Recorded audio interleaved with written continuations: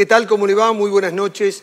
Bueno, teniendo un fallo en primera instancia en contra por delitos de violación, estamos hablando de José Alperovich, y con una causa judicial iniciada por sus sobrinos porque habría estafado a sus hermanas, llegamos a la conclusión de muchos: aquel que no cuida a la familia, ¿por qué va a cuidar a la sociedad?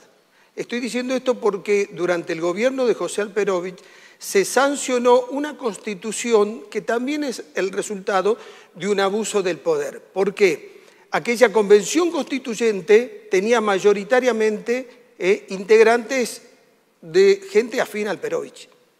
El presidente de la convención constituyente fue Juan Mansur, y ustedes recordarán que iban a su casa y ahí eran las reuniones de la convención constituyente. Lo hacían formalmente en otro lado, pero ahí se decidían algunas reformas. Y la reforma más importante que se hizo fue que Alperovich pudo tener 3 mandatos frente a los otros mortales que solo pueden tener 2 mandatos consecutivos.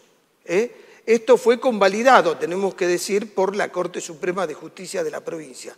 Lo que estoy planteando es lo siguiente: siendo el origen de esta Constitución alguien que hoy está en la justicia con un fallo en contra y con otra causa judicial, yo diría que hay que deshacerse de esa Constitución, porque no ha sido una Constitución bien parida, para hablar en términos concretos. Bueno, ahora Jaldo lanzó una reforma de la Constitución y en este proceso estamos. Y es un proceso muy interesante que la sociedad se tiene que involucrar. Sé que estamos con problemas económicos todos, sé que estamos en un proceso difícil, pero ojo que aquí se va a establecer el nuevo contrato social entre los representantes y los representados. Esto está directamente relacionado con el destino que tenga la provincia y cómo vamos a jugar nosotros en él. Por eso hay que prestarle atención. Porque, repito, además, todo aquello que venga de aquella época que no fue buena, por la concentración del poder, lo dijimos varias veces en el programa, lo de Alperovich fue una monarquía constitucional. Está bien, había división de poderes. Ningún juez se le animaba y además, fíjense lo que pasó con el caso Levo. Díganme quién de los otros poderes levantó la voz en favor de Levo después de todo lo que ocurrió y de todo lo que se demostró. Entonces, hay que reformarlo, porque además les quiero decir algo. En realidad, cuando uno observa a Alperovich en la historia, fue un accidente cósmico. Era imposible pensar 10 años antes de Alperovich que Alperovich podía llegar a ser gobernador de la provincia, porque él era radical y además era empresario. O sea que representaba todo lo contrario a lo del peronismo. ¿Bien?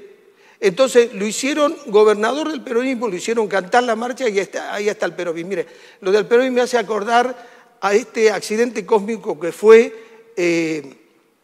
todo lo que fue la ocupación de América, el descubrimiento de América y después la dominación. Cuando uno se pone a observar la cantidad de personas que desembarcaron en México y que después sometieron a la civilización azteca, dice, esto es imposible.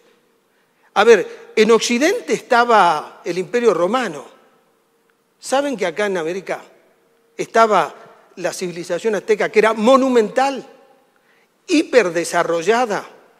La civilización maya, lo mismo. Si cuando llegaron los españoles no podían creer el desarrollo de esta gente. A ver, Tenochtitlán, en el centro de México, el centro del poder azteca, se comía pescado fresco todos los días. ¿Saben por qué? Tenían un sistema de posta y de traslado desde la costa hasta el centro.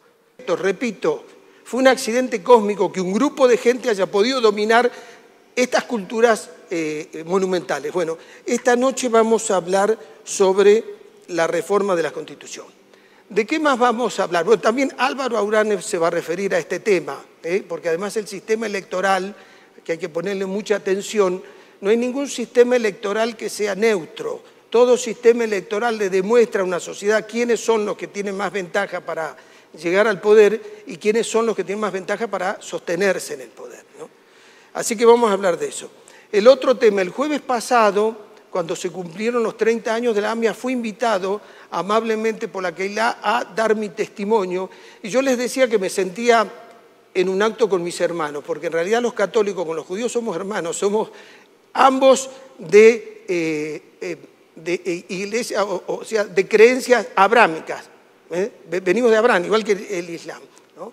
Y que me parecía a mí que los argentinos de buena voluntad, los argentinos que tenemos conciencia de la dignidad de la vida, tenemos que sentir esto que pasó en la AMIA como si fuera un ataque a nuestro círculo personal. Bueno, en ese acto se recordó ese atentado terrorista, se volvió a reclamar la deuda que tiene la justicia con los 85 personas que murieron las víctimas, pero también con el resto de los argentinos, porque todos tenemos el derecho a la verdad. Y bueno, hablamos ahí recordamos aquel acontecimiento. Por eso esta noche va a estar con nosotros Bernardo Ehrlich, que es licenciado en Artes Plásticas, es dibujante, es humorista plástico, es docente, ganó premios nacionales, tenía una viñeta diaria en el diario El País en algún momento, y bueno, y además es un compañero de CCC con el que tengo una gran admiración. Él, junto a Dalia Ver, escribió un libro que se llama La epopeya del colibrí.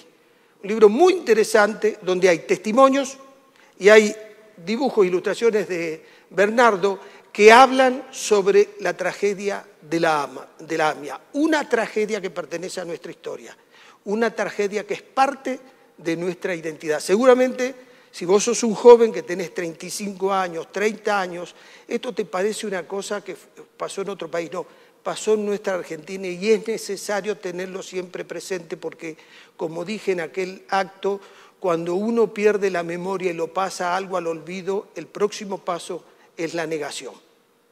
Después de los auspicios vamos a escuchar a nuestros invitados.